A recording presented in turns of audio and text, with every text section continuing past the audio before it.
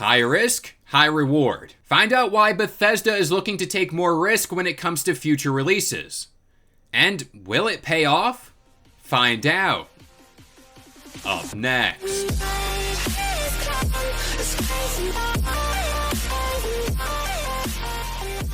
What up guys, this is Kalo and I'm here to give you the lowdown on all things gaming. And if you're new here, feel free to subscribe to this channel for weekly video game news content. Drop a like on the video and welcome to the level up. So I think it's pretty safe to say Bethesda over this past year has had its fair share of ups and fair share of downs. This past year alone, we've seen releases like Redfall, and we all know how that went.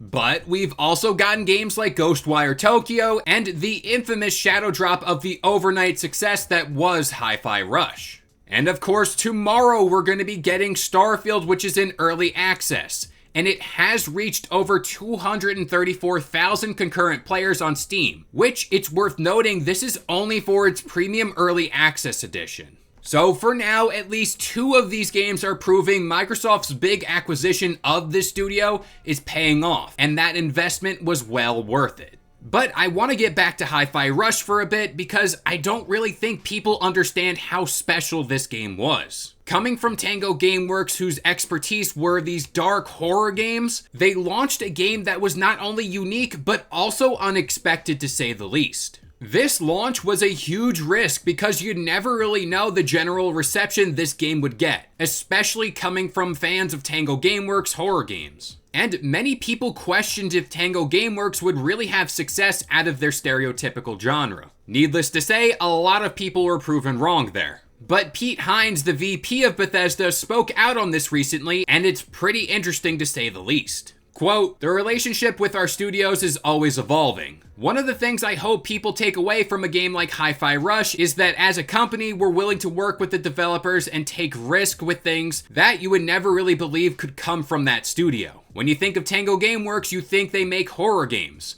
And then suddenly comes a really bright, colorful, and fun music action game." He continued, "Part of the reason we released it by surprise is we didn't want to spend 3 months explaining to people why we made this game, why these horror game people were doing something different. It seemed so much easier to announce it, let them play it, and not have to ask us. It didn't make much sense when you can just make it available to a huge audience. Also, Tango learned that this type of thing works. That there is a large audience for this type of game. We did very well on Game Pass with those number of players and how many copies we sold. That reinforces for us that taking risk and supporting developers who we want to do something new or different is always a good thing." And I think that last bit is very exciting, because the success of Hi-Fi Rush might push developers to think outside of the box and take more of these risks. Now admittedly, in doing all that of course, there will be some duds. But at the same time, there will be truly amazing games birthed from all this. He also mentioned how the success of the game came from Xbox Game Pass, citing how it's the whole reason why they did this shadow drop.